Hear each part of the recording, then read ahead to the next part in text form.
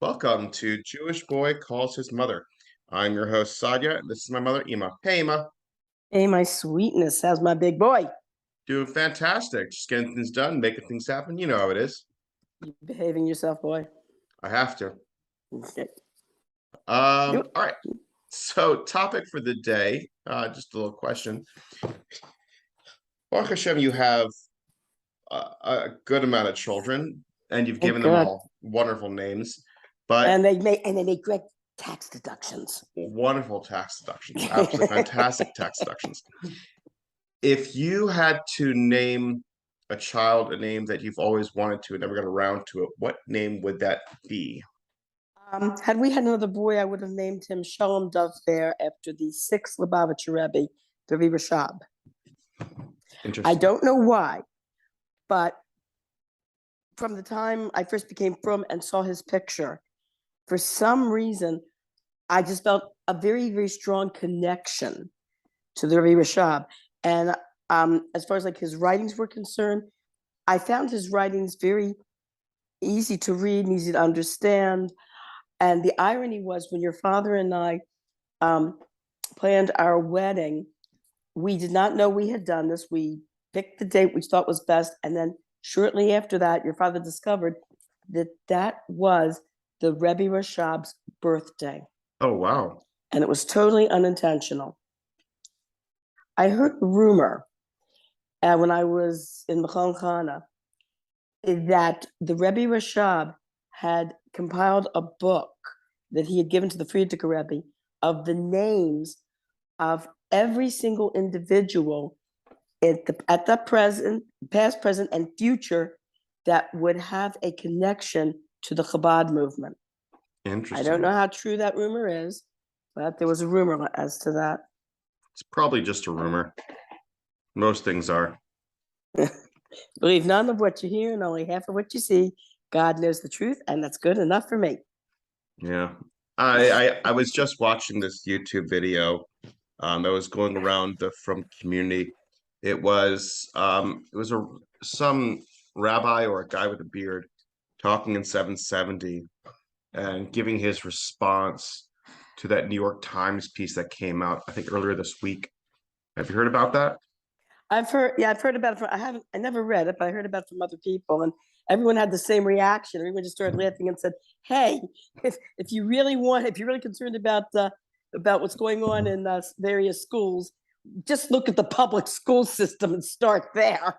It's that, and I feel like it's kind of frustrating because, like, I understand there are issues in the From community and the Civic community when it comes to education, but like the jobs that they do, you compare that to the average public school student, I think they do a better job, handling their kids and dealing with, you know, the other frustrations and the education that they have. One thing I was even trying to speak to Ruthie about, and I was just like, you have these Hasidic guys who are able to have like tons of kids and manage like a buttload of stuff. I mean, I don't freaking know. I kind of skimmed through the article, and it's just, for me, all I got was a lot of anger and resentment and frustration from some anti-religious Jews. Like, so what? Yeah, They did that in Russia. They yeah. did that in East Europe. They did that all Uh-huh. over the place. Like, this isn't anything new. It's I mean, like, nothing new. yeah. I mean, like, what's the point? Like, what are you trying to do? You're trying to encourage anti-Semitism. I mean, what's the point of the article? I mean, you know, so what? I mean, the Jewish people. These are private religious schools, and private religious schools have a right to their own curriculum and to run their schools the way they want themselves. And what's to you? Your tax dollars aren't going to any of this. Well, it's more What's than your that. problem? It's like you have places in New York like Crown Heights and Flatbush where they pay tax dollars that go into public schools. Yeah. And so And they should we at don't get least, anything out of it. that's why they're saying at least they get something out of it. They get the lunches, they get various other programs, but it's it's frustrating because if you compare it to any other group, any other minority, any other issued, you know, people, there's all sorts of programs or people or social justice warriors that are more than willing to go ahead and fight for their rights. When it comes to Jews, especially from Jews, forget about it. No one cares, doesn't make a Mhm. difference. It's just whatever, you So know. true, so true. But I remember when everyone was getting so outraged about the um, amount of COVID that was going through the Hasidic Jewish communities because people were resisting, getting vaccinated. And it was in the New York Post. One of the reporters wrote kind of like a rebuttal to that and said, "Hey, why are you so upset about the numbers of Orthodox Jews that are resisting, you know, vaccinations, or even the numbers of Orthodox Jews who are dying from this disease?" He said, "Look what's going on in the Black neighborhoods. Look what's going on in the Hispanic neighborhoods." He says, "You have hundreds of more people that are dying of COVID-19 than in the Orthodox Jewish community." He says, "Look at that. Get outraged about that." Doesn't matter because they're not Jews, they're not religious Jews. They don't care. I don't know. Well, I remember one time I got this was years ago. The Jewish Times, many, many years ago, had what I'll call an identity crisis. It's like, we're a Jewish publication, but we don't want to be too religious, and we want to try to have a secular appeal. And the result of that was whenever they could find something, some negative thing to bring out about the Jewish community, ooh, did they jump on it. And I finally got irritated and I called up the editor. And what happened was they had published the straw that broke the camel's back for many Jews who canceled their subscriptions after that. Was the article was entitled "When Being Religious Breaks Up the Family."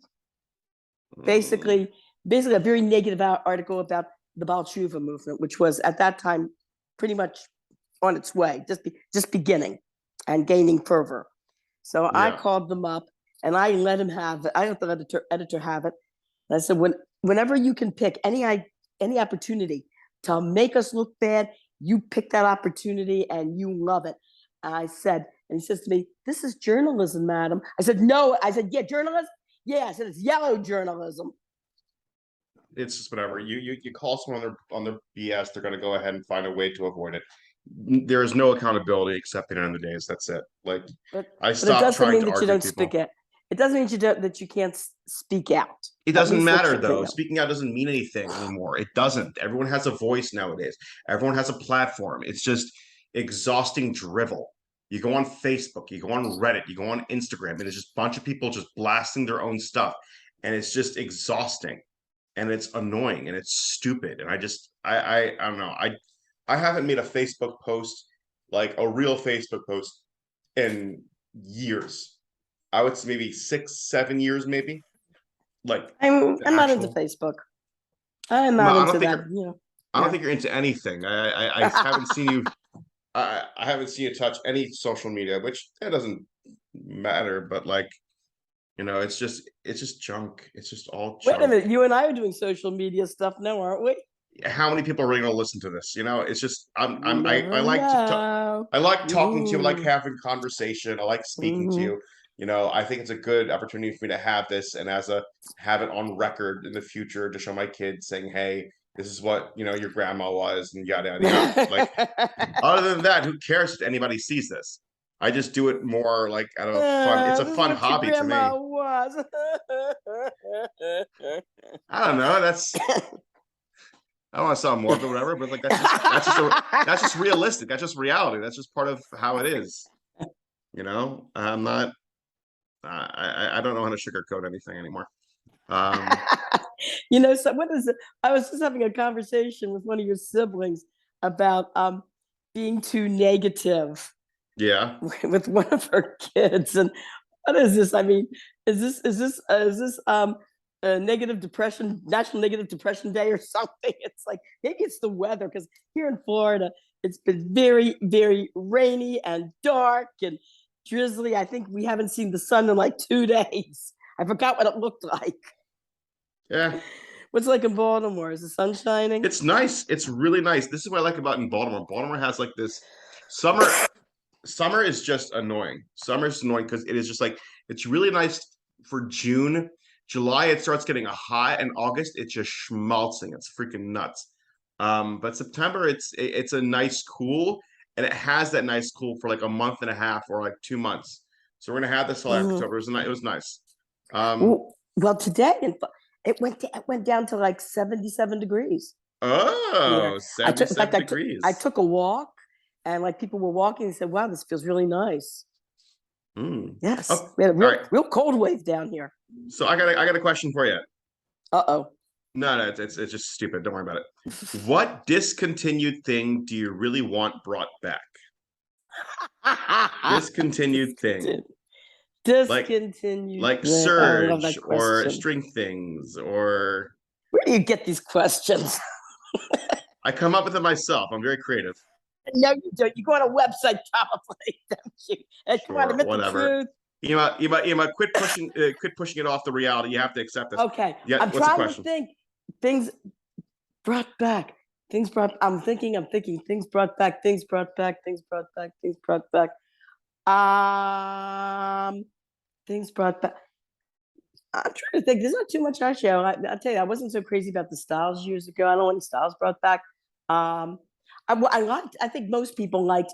I think most people liked the 1960s, early 70s music, especially the Beach Boys. The tone, the melodies of the songs were singable.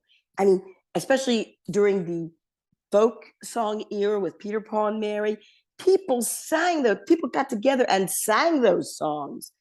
And it wasn't like, it was really nice, beautiful, singable music. And what was the last time you heard the latest music? I'll tell you the truth, I really don't listen to the pop stations at all. That's my point. But You can't talk about you missed one thing if you don't know what you have right now. what I do is I flip through the channels. Okay, I go channel surfing until I find something that sounds decent. And something, it's hard. I finally end up on some sort of oldie station. So basically, you try to, and you wind up going back to your old ways. No matter how hard you My try, evil they pull you back. ways. They pull you back in. Hey, Actually, you've got to mind your evil ways, baby. I just no. I don't know what you're talking about. But actually, I have a good question. Carlos Santana, you got to change your evil ways, baby. Oh yeah, Before I yeah. go out with you, you hang around, baby, with Gene and Joe and who knows who. All right, we're gonna distract it. We need to stay on task, man. We need to stay on task. This is called what your father and I used to. Your father and I, as far as like culture was concerned, we were totally opposite ends of the spectrum. I would listen to my classical music, my Beethoven, my Debussy, my Dvorak, and your father would ask me, "Why am I listening to that garbage?" He said, "It's a Grateful Dead. Now that's culture." Interesting. You talk about being on the spectrum. You want to elaborate? Well, no. What I was saying was, I mean, being a Balchuba, what habits did you have when you were not religious that you still hold on to today? That's good. I like us. I know a lot of from people will not listen to secular music at all. They will only listen to Avram Jewish Fried music in and Mordecai particular. Ben David and all the Yeah, other junk. and particularly Chabad music. Okay. But I'm one of these people. I'm not a purist, and I enjoy listening to any kind of music, except with the exception of any music that maybe has really disgusting X-rated lyrics. Just the waste. Just the waste. Well, maybe it is. Okay, stop making fun of it. Maybe I'm not is making fun of you. I'm having a conversation. I'm adding more pizzazz to the conversation. I can't just have you talking and me just nodding my head. I have to verbally express it so people can hear it. It's for the listeners, and it's not for you or me. So, and that's one thing basically that as far as music, as far as culture, I enjoy I enjoy an occasional movie or regular television occasionally, and I know a lot of people, a lot of religious people will not come near a television, will not watch anything secular or whatever, and I'm more, like I say it. Like I said, I'm not a purist, and I'm a little more casual. I think there are more important things to worry about than not watching television. I think there are more important things to be concerned about now. Okay. I have another question then. Mhm. I know you definitely have anxiety, that's for sure. But Who told you I have anxiety? Who told you? maybe the fact that I live with I do you. not have anxiety. Of course, of course. That's why I don't have it, right? None of those issues. Let's put it this way: you're Jewish and you're Ashkenazic, aren't you? Exactly. So the biggest question I have is what calms you down? Ooh, that's a good question. I know, I got tons of these. Someone giving me a soft, stroking I, my s- back softly. I The said softy I said strokes. calms you down, not fall asleep. But it calms me down. It calms me down right away. Anytime somebody just starts stroking my back very gently, it's like, ah. I can't do that. I literally can't do that. When I'm like stressed out and someone like touches me trying to do that, it just makes it worse. It just makes it worse. I just get more upset. Well, one of your younger sisters is like that. In fact, when we were at this park in Montreal, what happened was evidently the seagulls in that particular part must have been humanized, because I saw people feeding them, and I had some nuts on me. I broke them up and I fed them. So the Hmm. seagulls always come over to people, like they're not afraid, and they come right over to them. Well, your sister was very, very upset about something, and seagull Oh, comes that's running cute. over to her, going, like seagulls make that, Yeah, whatever that obnoxious sound yeah, is. yeah. And she said, the seagull comes running over to her, and she just turns around and yells at it, "Get away!" The poor thing jumped back and ran. Oh, that's terrible. Oh, that's terrible. She did not want to be bothered by this obnoxious seagull trying to chase after her for food. So another question is, what doesn't impress you? What doesn't impress me? That don't impress me much. Wealth. What? Wealth. Wealth does not impress you. No. As a matter of fact, Interesting. I'll tell you the truth.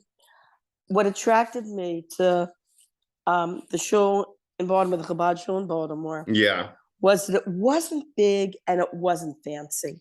It was a Mm. small show with wooden, just tables, and it was very, very simply done. Nothing elaborate about it, and I felt so at home there. I felt so it was casual. I liked it so much. In fact, I was thinking about one time at the Chabad house in Baltimore on Clark's Lane, there was obviously a woman who was from out of town, not familiar with the community, and it was Rosh Hashanah. And Rosh Hashanah, what I like about Chabad, one of the things we have is that we always have a few rows in the back that are not reserved in Yeah. case people from the street just want to, a Jew is inspired to want to come into a shul, and they can come in and not have to worry. Like in some shuls, if you don't have no ticket, no washi, Yeah, some yeah, shuls, yeah. you got to have a ticket, you got to have a reserved seat. And we always have the last few rows in the back are not for, free for these people.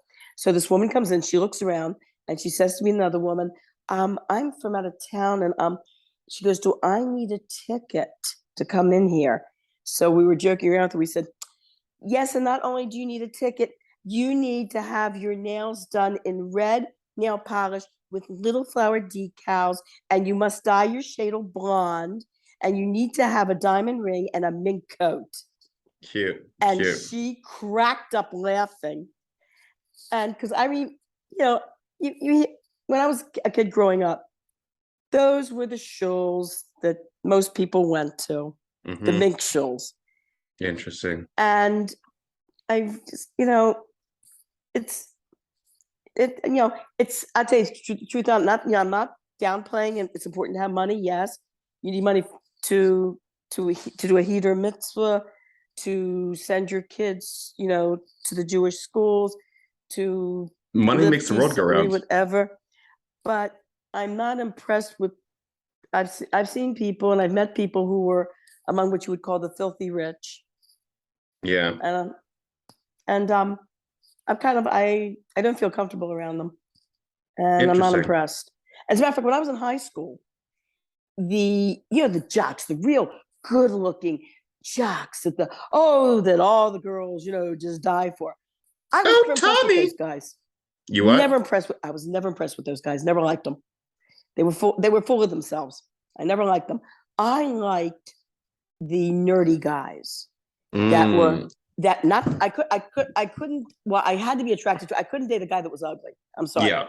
but a guy that looked decent looking guy, nothing ugly about him, and a little on the humble side, and like enjoy discussing books and politics and music and things like that. You're a little on the klutzy side. Those are the kind of guys I like. They were safe for you. Didn't feel so like you had to put on airs. You were lazy. A It's good. fine. It's okay. Hey, wait a minute. Oh man. So What another about what question. about you? What about you? Are you What, impressed with wealth? what I'm Are you um impressed with wealth and power, of course I am. I just wealth? I feel like it's just exhausting. Like I would say it's nice for a day. It's nice for a day, but it just feels like a headache. It feels like, I like being comfortable. I other options and possibilities would be great. If I see someone who's like really wealthy and connected and knows it and shows it off, I run away from that. Yeah. That looks like a bad time. That Yeah. looks like a bad time. If somebody's wealthy and well connected, but like they don't mention it, they don't say it, I get to just enjoy them for who they are and have a casual conversation about something. That's fantastic. That's great. But if you're one of those people where it's like you have to have such a level of socialization and social etiquette to a point where it's like you're not even yourself anymore, I can't do that. I'm not messing with that. That's not worth my time. Thank you, but Mhm. no thank you. That's just how I feel. Yeah. Yeah. I know what you're talking about. It's good. That's right. It's funny, I never asked you this, but what is your favorite beverage outside of water? Coffee. Oh yes, I would think Yeah. coffee, Coffee, coffee, but I was thinking maybe coffee. tea though. I can't believe I don't know. I've had a rough day today. It was just I like tea. I like tea. I like coffee. I like tea. I like my coffee with milk and sugar. mm, Milk and sugar. Milk and sugar. My tea, I like my tea sweet too. I envy people who can drink coffee and tea with no sugar. I'm sorry, that's not me. I I could do that. must have lots of sugar in tea. I just stopped drinking coffee in general though. I don't know. I didn't like the flavor. For a while, I Oh, loved uh, coffee and everything, and then like for some reason, my taste buds just did a number on me, and I just stopped liking coffee.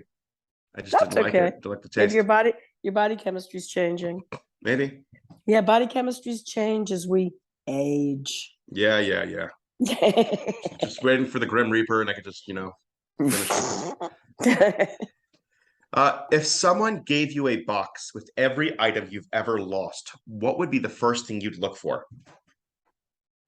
Oh gosh. The kiddish cup What that was kiddish part of cup? my family. What? There was a kiddish cup from the Ukraine that was part of my family. We don't know what happened to it. We don't know if it got accidentally thrown out Mm, while the kids were clearing off the table or something. We had a robbery around the same time, disappeared, so we don't know if the thief stole it. mm.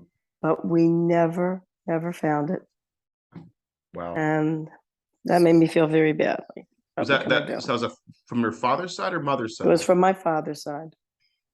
And that was from your great grandfather, I'm assuming? We think so, yeah. Mhm. From the 1800s. Yeah, everyone else in the family's just gone, right? Huh? Say it again? Everyone else in your family, No, I'm saying like besides your great grandfather that came here, Uh-huh. the rest of your immediate family from Europe is just gone. Yeah, well, my mother uh, and my father told me that the relatives, especially my mother's side, my mother knew that my mother had some. My mother had some aunts. Had an aunt that stayed back in Russia. She was going to come here with my bubby, and at the last minute decided not to come, to stay in Russia. And she got married shortly. We think she might have decided to stay because at that time she might have been dating somebody. Hmm. But they and also my mother's father's side also had relatives in Poland, and there was letters. They used to send letters, exchange letters, and then the war came, and so they figured the correspondence stopped because of the war. And then after the war, they never were able to locate them. Oh, damn. Mm. Um, But your father, located those distant cousins of his in Israel. yes, yes, Uh-huh. yes. That was interesting. We do have relatives in Israel. It's funny because I think Khani met them, Yosef met them. I tried to give them a call. I think I just felt it was too awkward and weird, so I just Uh-huh. never called them. But Yosef was in contact with the son. That was his age. Mm-hmm. Um, Also, yeah, it was because I remember like when I was in Israel, there were a lot of people were like, "Oh, call this person, call that person, go do this, that, the other," and I'm like, it's just weird and awkward. But like, I pushed myself a little bit. I went to a Mm-hmm. Shabbos here and there for various people. I know Tali's grandmother I visited ever so often when I was in Israel. It was nice. I just conversed with her ever so often. I hung out with her for like an hour or two Mm-hmm. during my lunch break. Uh-huh. Um, but yeah, so moving on, what do you consider to be the smartest thing you've ever done in your life so far? Give birth to you, of course. Yeah, yeah, that's the best decision ever made. Keep that in mind. Family listening, yeah, that's right. I'm number one. Doesn't matter. What's the smartest thing I've ever done? Yeah, Get married and have a large family. really. Yes. Well, can you please Mm-hmm. elaborate on that, especially in today's climate? I think this is well, this is why, in a way, really, I'm very, very much opposed to. I see so many of these like young, intelligent, pretty girls just living with guys, and they don't realize what the damage they're doing to themselves. They're really selling themselves short. First of all, there's nothing more stabilizing than being in a committed relationship with someone you can depend on, someone who has promised you that they are going to be there for you. It's how can I say getting married is a very stabilizing factor in a person's life. Well, providing you have a decent husband or a Yeah, decent wife, but and if you don't, there's always the institution of divorce. But having a large family, I think having a large family really kept me on my toes. I what always do you I mean? always had okay. First of all, like health wise, Hmm. um, women who do not use family planning Yeah, realize that when it comes to their health, they can't play games, and they have to eat well, they have to exercise, they have to keep their body in shape. And it was so interesting when I've spoken to like my doctors, my various doctors, the pediatrician, my OBGYN, yeah, my nurse midwives, and they've all said the same thing that they, in working with the Frum community, they're very, very impressed how these women who are having one child after another are, when it comes health wise, really are really up on their game. That they really make sure that they stay in top shape, and this is really good. And that the kids, it's interesting how the kids from larger families um, tend to be more self sufficient, more yeah, because the creative, and more parents self can't take care of sufficient. them. That's not true. Come on, you know something? I No, know I no, people I with think only that's one, true. yeah. No, I think What? that's true. And that's a good thing. Hmm. That's a good thing. I think the biggest thing is like kids in the early 1900s, right? They were potty trained by the time they were one and a half max. Why? There was no disposable diapers. You didn't have that. So the mothers had to make sure, like, hey, this kid better be toilet trained. I do not want to clean this for another 5 more years. Nowadays, there's disposable diapers and all these disposable things. A kid cannot be toilet trained until they're like 5 or 6, and it wouldn't matter. So Hmm. it's a idea of necessity. So I think like being like for me, I think I got it the best because being the middle child, you kind of have to learn to like deal with people's personalities, get people's attention, do what needs to get done, and not have the advantage of being the oldest or being the youngest. You don't have those capabilities, and the reason why is because you have parents that are running around, especially if you have like 10 freaking kids. The kids have to eventually learn to pick up after themselves because you only have so much time with the parent, and that's just basic logic. It's not about like, oh, he should have made more time. Really, how? How? You show me how he should have had more time. Like Tati and you be able to raise us. Like how much more time? Like they did the best they could with what they had. You know? So true. Thank you. I appreciate that. I try. I'm just kissing yes for the will.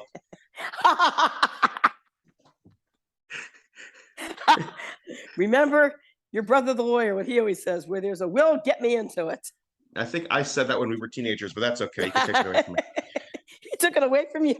No, I don't think he's ever said that. I think it was a quote that I said when I was younger, and you kind of attribute it to him because he's really your favorite, which is fine. It's okay. I get it. I get it, and that's okay. That's part of life. You're growing, you're exploring, you're developing, you're learning new things. And one of the things you learned was that your oldest son was the best one for you, and everyone else was just, lower tier. But look, I pine for your attention, and that's fine. Pecking system. It is what it is. Sociology. It works. It works. That's fine. It works. Do you remember that time when one of your younger brothers tried to emotionally blackmail me? I think he must have been like 8 years old. Okay. And he says to me, "You don't really love me." So I didn't take the bait. I called you over and I said to you, do you remember this? Saadia, do I really love you? And you picked up the hint and you said, of course you don't. And I said to you, and has it affected you in any way? And you said to me, of course it hasn't. And I said to you then, you've learned to live with it, haven't you? And you said, of course I have. And I turned around to your younger brother and said, there, you see? Now that's what I call tough. Yes, I'm emotionally scarred and have to go to therapy for a living. It is what it is. It's fine. It gets the job done. So we're slowly running out of time, but I got one more question. What are you never too old for? Uh-oh. No, I mean, like let's keep it PG, but like what are you never too old for? Never too old for, never too old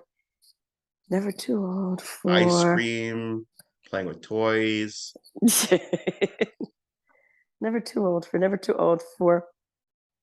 Cartoons. Laughing. Watching funny cartoons, watching funny movies. Never too old for but I play games. When I'm visiting your siblings' houses, and I'm playing with the grandchildren, and you're never too old to play, card games or these little board games with your grandchildren. Yeah, I guess. Cards. For some reason, though, I can never beat any of my grandchildren in cards. They always win in cards. I wonder why, though. I mean, you're a very well-educated, sophisticated woman who's had 10 kids. Yeah, but okay, I enjoy playing chess, and I'm not a great chess player, but at least I can pretty much beat most of my grandchildren with a stick in a game. Very funny. But when it comes to cards, I am not a card player. I am just not a good card player. I never really liked playing cards, and what about chess? Chess, I enjoy chess. I don't win too often. I'm not a great chess player, but I enjoy the game. Okay. I just enjoy the game. Well, that's good to hear. I'm happy for you. Yes. Isn't that what sports is all about? Ask any major league player. Don't you just enjoy the game? I'm joking around, of course. Well, it's not, man. It's money involved in that. Yeah, exactly. That is money, man. There's money involved in that. Hey, how are the Orioles doing? The O's, I think, are doing pretty well. They should be going into the playoffs. Ooh. It seems. It just it looks like it. It looks like it. I haven't checked the stats in a couple of days, but it seems like they're actually doing pretty good. I think they played the they're playing the Nationals right now, and I think they're doing fine. I remember when they had the Little League. Oh my gosh, I remember Little League. Yeah, there was a boy in the neighborhood who was, let's put it this way, he was on the Softic side. Okay. And I was watching him. I was standing right behind him, behind the fence. Yeah. And he had an ice cream in both hands. And he had a baseball glove, and he was in the outfield, standing there waiting for whatever ball might come his way. I don't know how he's going to catch it, an ice cream in each hand. And I said to him, hey, I said, you like to play baseball for exercise, don't you? Oh gosh. Yeah. I remember Little League. Like, you weren't allowed to slide. You had 5 hits or strikes. I don't know. And like, it was, yeah, because we're just little kids just trying to play baseball. It was fun for like a couple of years, but as I got older, I just lost interest in it. I didn't care for it. And at one point, I told Tati, I'm like, I don't want to do it. He's like, fine, don't. I'm like I'm not stopping you. I'm like, don't do it. You don't have to. I'm like, really? Like, yeah, you don't have to play baseball. I'm like, oh, good, fine, I'm done. I just stopped playing. I felt like I had to. I felt like I was obligated. Like, I have to do this. Like, you don't have to do that. I don't know what it is, but okay, Little League is nice for kids to, they don't. I think as the kids get older, they realize, hey, that they're really bending the rules for us. These are not the real baseball rules. And not only that, but the coaches, it's not like Little League. The Little League, they have real coaches that come here and like phys ed people that really work with the kids. And but with the Little League, they just had like volunteers from the community that came. And yeah, it was a giant, it's very, very high mission situation. They're all trying to get everything together. And it's just like, don't take it too seriously. That's why, like, it took me, like, I must have been in like late 20s when I started realizing, the issues with, people being obsessed with baseball. But we're out of time. We got to go. Have a wonderful Shamasima. I love you. Take care. You too. Love you, honey. Bye-bye.